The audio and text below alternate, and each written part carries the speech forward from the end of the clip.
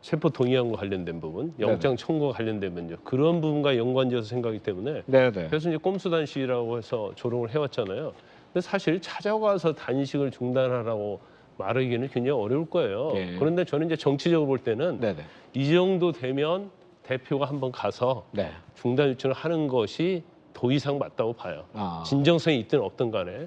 그다음에 이제 출구 전략에 대해서 말씀을 하셨는데 이제 저희 개인적 의견입니다. 이것은 단식을 시작한 건 이재명 대표죠. 그렇죠. 그럼 출구 전략도 이재명 대표가 사실은 생각을 해야 하는 거예요. 그러면 사실 이제 예를 들어서 영장 청구와 관련해서 25일까지 어떻게 보면 불체포 동의 본회의 때 불체포 체포 동의안에 대해서 가결 부결이 있을 가능성이 크단 말이에요.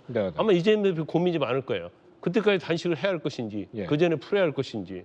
근데 자기 의사와 달리 아까 우리 박소연 수석께서 말씀하셨지만 병원에 실려가는 일이 생길 수 있다고 저는 보거든요. 그럼 병원에 실려가서 회복이 되면 또 검찰의 영장 청구에 대해서 이거 체포 동의안이 가결되느냐 부결되느냐 또 그런 문제가 또 여러 가지가 있어요.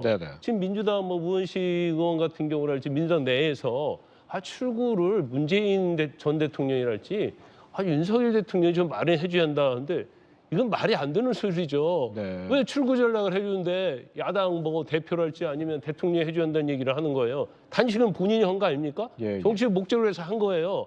그걸 왜 남에게 그것도 정치적 적한테 출구 전략 해달라고 일종의 보면 구걸하는 거거든요.